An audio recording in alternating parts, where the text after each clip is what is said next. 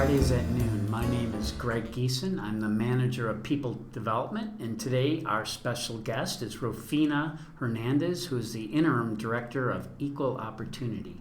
Welcome, Rufina. Thank you very much for having me. I'm excited to talk with you today. Yeah, so today's topic is helpful tips for interacting with people with disabilities. Let me start with the obvious question. Why is this such an important topic?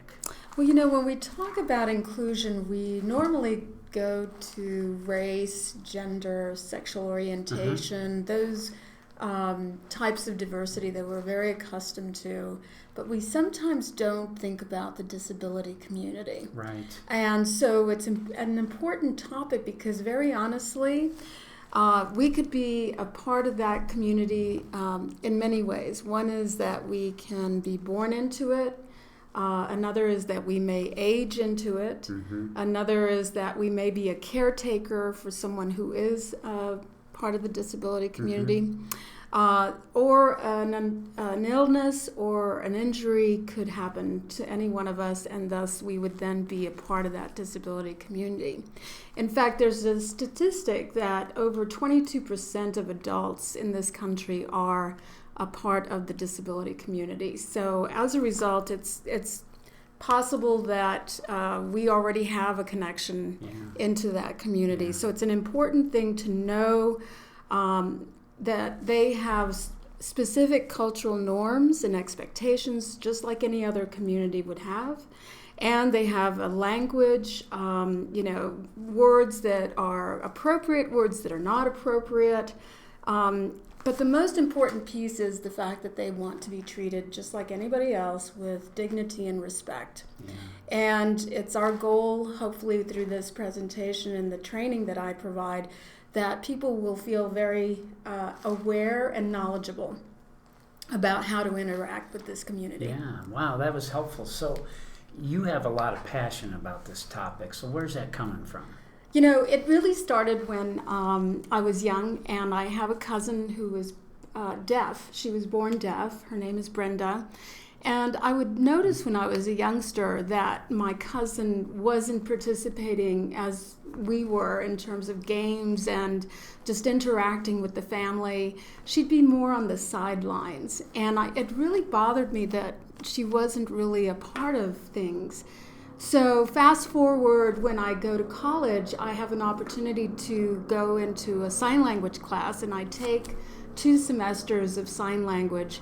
And then the next time I have a chance to interact with Brenda, because she lived in another state, so it wasn't often that we interacted, but nevertheless, when I started to sign and her face lit up and she was able to communicate with me, at least more or less, it was so good to see her feel that she was a part of us in some way, and I could then communicate on her behalf to the family at least some of the things that were happening. You have to remember that those were the 1950s, when all this was happening initially, and at that time people were hidden away. They didn't want to have that kind of unfortunate.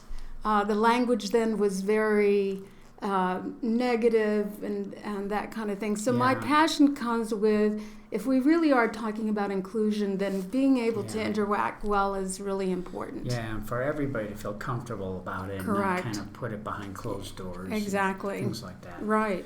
Well, can you give me an example of some of the more common physical disabilities that what we might run into here at DU? Well, as I mentioned, the previous stat of 22% of adults, so we certainly have a number of individuals that are on our campus now as both staff and also students, the majority being students. And interestingly enough, I did get the statistics for our campus. We have about 1,100 students right now with some form of disability. The majority of those students, though, have a cognitive disability. And I'm not going to deal with that in our presentation because it is so complex that I wanted to devote a very specific hour to cognitive disabilities. So I've chosen to start with physical disabilities first. And so with those students, we have approximately 4 students who are blind.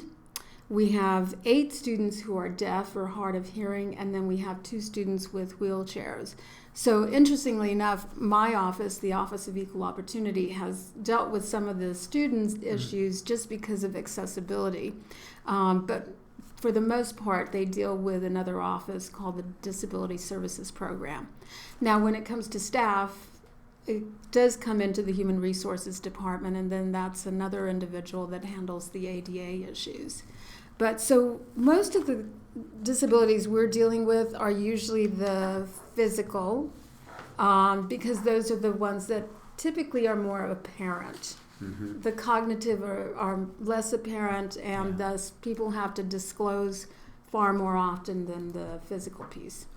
I don't know if you noticed this, but we just had spring break, and so a lot of students that came back were on crutches. Right. Probably went skiing or something like that. Something like that, right. But it just shows how easily somebody could really fall into that category. Correct. Yeah. Now, in those instances, and hopefully this is the case, that they're more temporary as opposed to permanent. Yeah. But even so, they then experience the challenge of accessibility.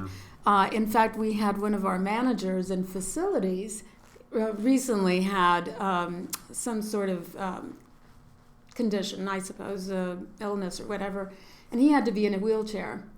And that really highlighted for him and made him far more aware than probably any of us right now as to the challenge that people have in terms of mobility and accessibility. So the topic for this session is, helpful tips. So right. When we're talking about tips, like what are they going to get? What are we going to give them? Well, one thing that's really important is respectful communication.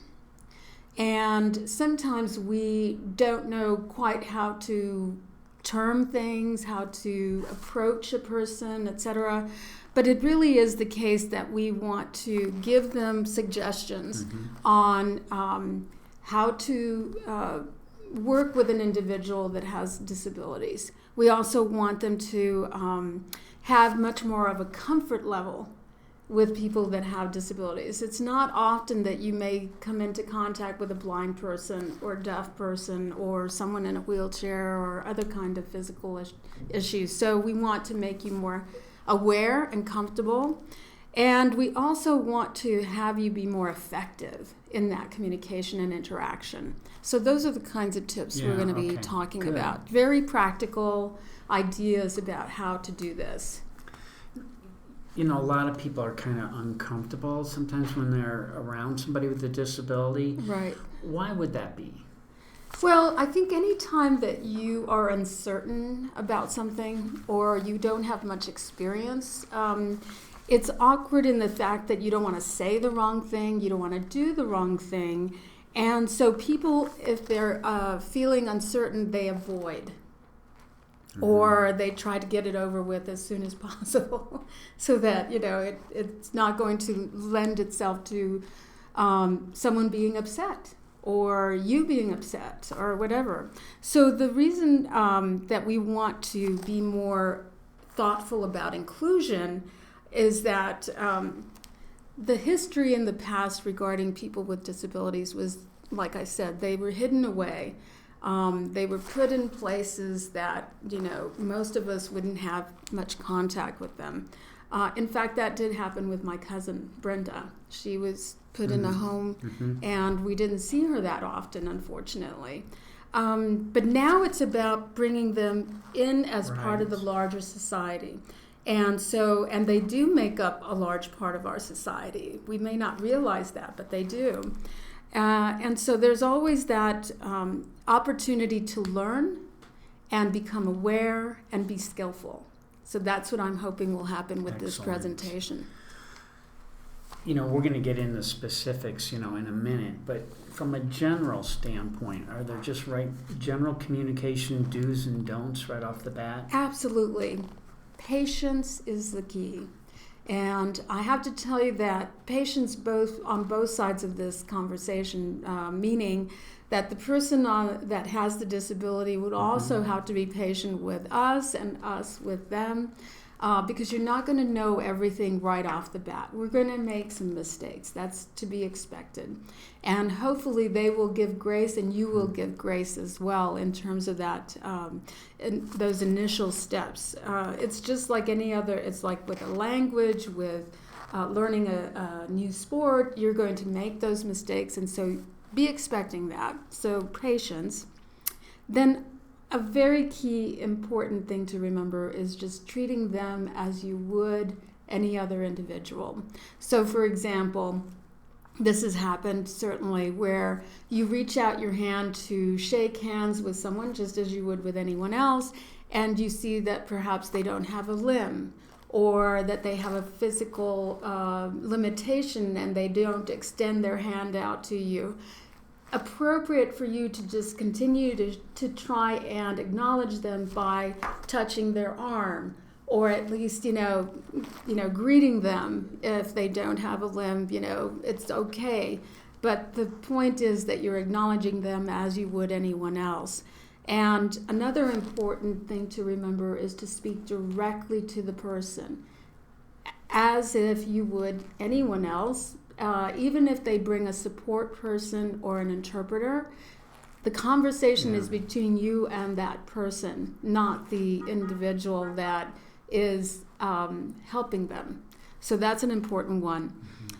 Asking questions is very appropriate. And it's probably more so in this instance than many others, because you want to be sure that you're helping them in the way that they need. And so asking, for example, how can I help you? What would you prefer? Is very important. And this is not the time to just assume that what you're doing is the right thing, because it may be totally off. And here you're frustrating them and frustrating yourself. And when a quick question might be very helpful.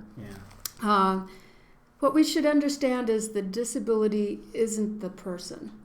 So one of the things that I stress in our training is to think about it as this is something someone has, a condition, and it's not the person themselves. So we avoid the words, for example, disabled person. We put the person first, person who uses wheelchair, person who has hearing loss, person who is using a cane, so that it isn't that the disability describes the person, it's the other way around. So people first, right. Like I said, don't assume that we know what they need, and avoiding language like victim language, suffers from, struggles with, that kind of word. Also, the word hidden. We use that word very unintentionally, inadvertently perhaps, hidden disability. That person has a hidden disability, or it's hidden. The word hidden has a negative connotation to it, and at times can be perceived as though someone's hiding it, and shameful or purposefully hiding it. So we want to avoid that word, hidden disability.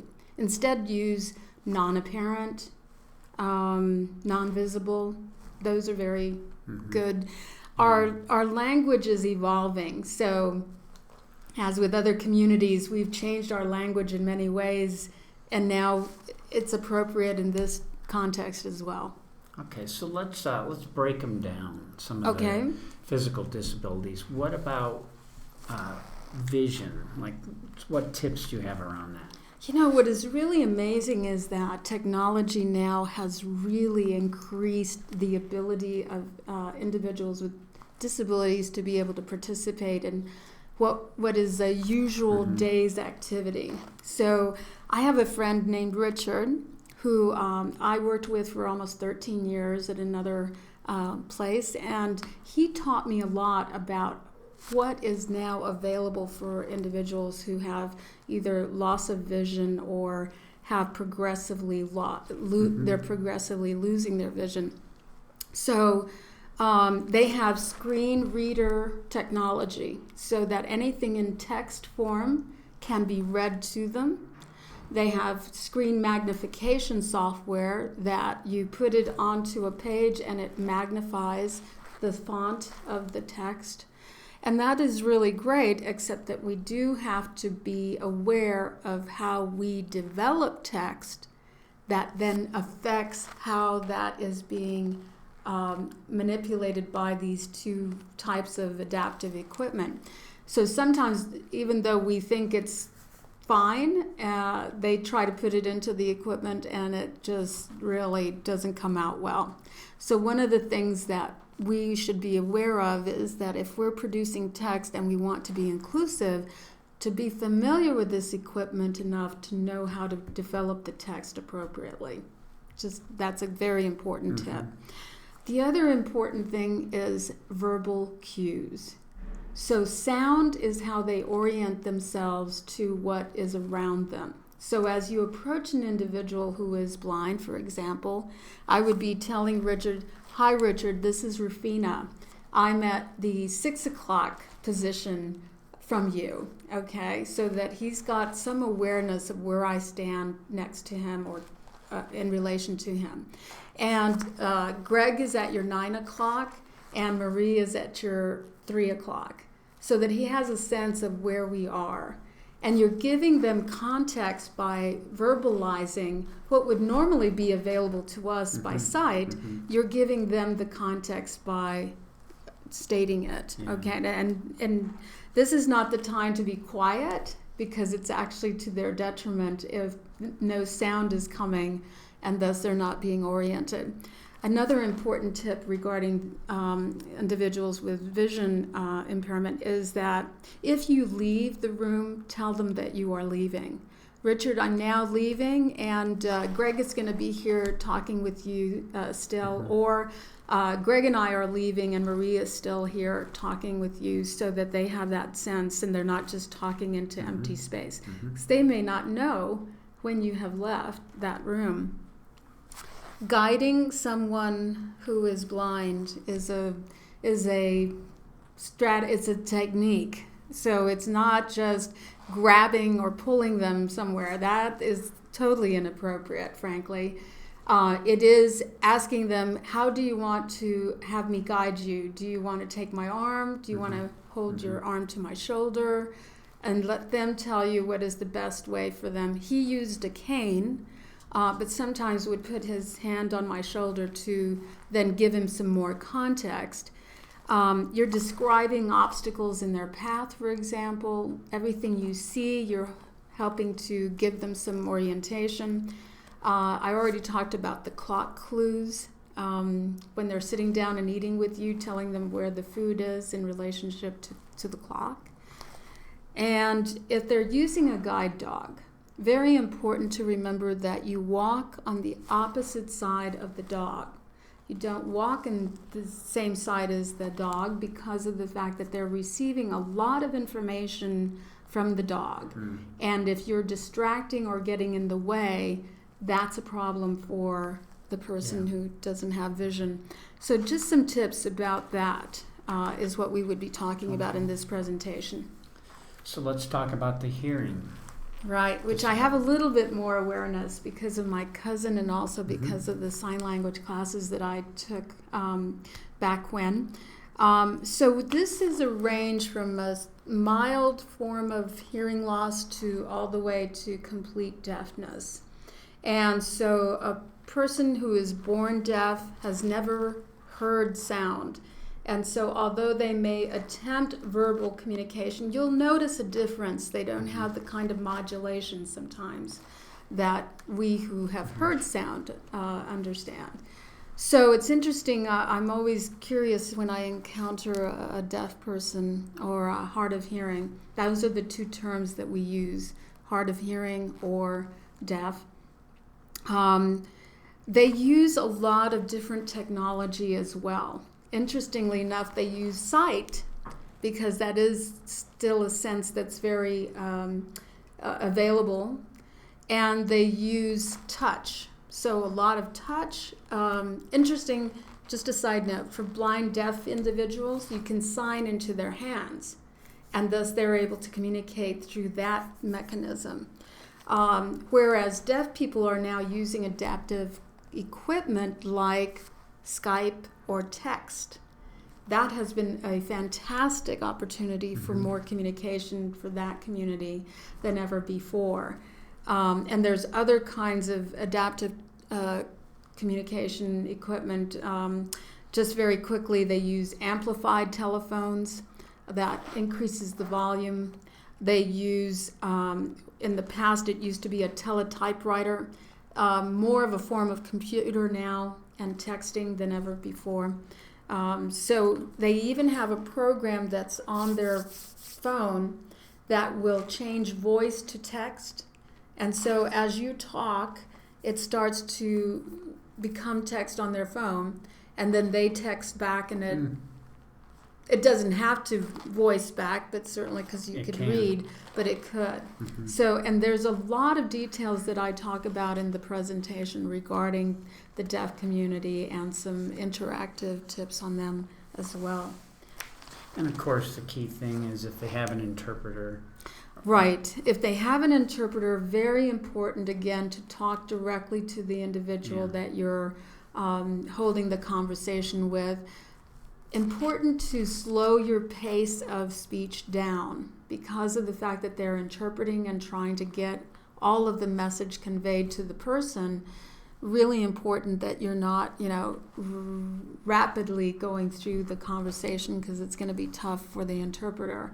And one other piece is that if the person is able to lip read, then making yourself as expressive as possible is important so that they're getting context from your face, from your body language, etc. So that's always helpful as well. Thanks for bringing that up. Yeah, so what about mobility disability? Yeah, so interestingly enough, I had a recent conversation with Miss Wheelchair America. And she's 2016 Miss Wheelchair America. She was on our campus for a brief time giving a presentation, and I got a chance to talk with her. And she said, very important to look at a person's wheelchair, and that's going to give you some idea of the amount of mobility and independence that they are wanting and have. So, for example, her wheelchair is very minimal. There's no push handle, for example. And I said to her, what does that convey to me? And she said, it means that I am self-sufficient. I am pushing myself. It doesn't have an electric motor. She's pushing herself. It does not have a push handle because she doesn't want anyone to push her. And so that's an interesting insight to have about the wheelchair. So obviously it can go from what she has, very minimal, to also the wheelchair that has a very high back and a lot of equipment that's attached to it, etc. So those are just some interesting points to remember. Be aware of the person's reach limit.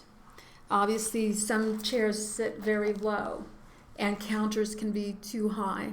So important to come out of the counter, around the counter, and give them the document or provide a clipboard for them to be able to use to sign. But watching those kinds of things as to their limited perhaps reach or perhaps no limbs, and therefore coming in and trying to assist. Very important for us as staff to know the accessible routes, the accessible bathrooms in your buildings. Are there obstacles that perhaps should be moved so that accessibility is increased? Just your specific area. I'm not asking you to know everything about the entire campus, but really important that we know and become much more aware of what might impact someone in an emergency or just getting around our campus. So, by the way, one very important tip, always ask permission to move a person's wheelchair or their cane or the crutches or any other adaptive equipment that they have. It's considered a part of them. And it's not just equipment, it is their ability to interact. So not just an item. Yeah. It's important for us to treat it as a very important part of them. Well, and you're in their space. Correct. As well, and that Right. becomes very personal. Very personal. Yeah. In fact, Miss Wheelchair America said to me, someone literally moved my leg without asking. I mean, well, first of all, to touch her without, permission, and then to move her leg as though it was just some object because she couldn't feel it, I guess, was the thinking. I don't know.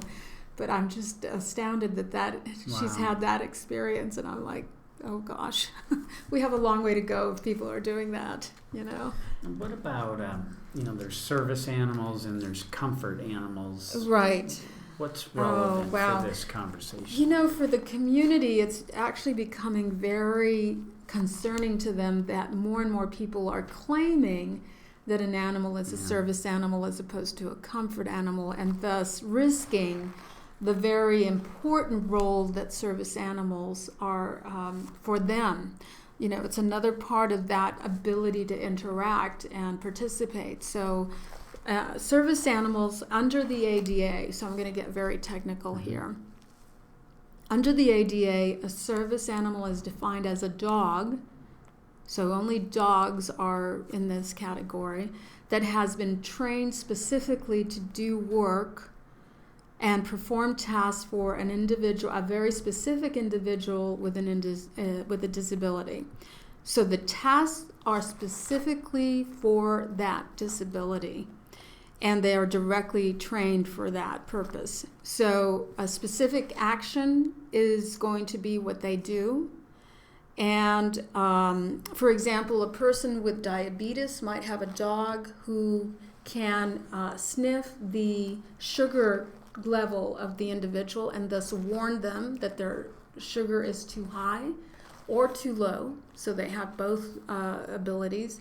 And then they have individuals that have epilepsy. The dog is trained to forecast a seizure. Something about them is able to alert the dog that they're about to have a seizure and thus alert the person. Or they keep them safe if there's a seizure that occurs. And then we have, the ones that we see most with the loss of vision or other kinds of physical mobility issues. So 2 questions can be asked of a person that has an animal. One, is the animal required because of a disability? And if the answer is yes, you can go on to the second question, which is, what service is the animal trained to provide? Those are the 2 questions that are lawful and allowed. You cannot go into any other kind of conversation about the animal or inquire about the disability that the person has. It's just about the dog and what they're providing that is permitted. Now, we see a lot of comfort animals. They are not under the ADA. They are not, so service animals can be in any building, any place that is public, libraries, schools, higher ed institutions, hospitals, churches, those kinds of public entities. But we have sometimes a real challenge with someone just claiming that an animal is a service animal. They won't have a badge, they don't have to have a vest, so there's not a physical marking that will alert you. But nevertheless, if there's an inquiry, those are the 2 questions that we could ask. Who would ask those kind of questions? Like an employer or We've had businesses certainly try to prevent dogs from coming into a restaurant, for example, or some other place, and so then the complaint is filed, and we have to educate the business owners that yes, indeed, they can come in, a bakery, those kind of things. Sometimes the owner thinks that because of health reasons, safety reasons, a dog shouldn't be in the premises. Well, they are permitted. So good to know. Yeah, right. right, so you're creating a class on this topic. Right. And you put together a focus group to give Yes. some kind of feedback. What are you learning, and when can we expect the class to be out? Well, I've really had a wonderful time doing the preliminary testing of the program, of the presentation, and gotten a lot of good feedback in terms of the videos that I've put in, the exercises that they have to go through, etc. And so I feel like it's now ready for public consumption. And so I'm going to be putting it out for people to ask for this presentation. The people that have gone through it have given very positive feedback. They said, we really need a training such as this because we're not as familiar with these communities as we are with perhaps others. So I feel very gratified that we have, we're now going to have that opportunity to do this presentation. So I'm really pleased. Yeah. And of course, it's going to be part of the Colorado 14ers program. Of course, right? Greg. Yes, indeed. The Inclusive Excellence area. Twist my arm. So what additional resources, if people kind of want to learn more, where do they go? Well, I'm going to certainly put a list of outside resources, things that people can read to gain more knowledge. But for internal purposes, I mentioned the Disability Services Program for students.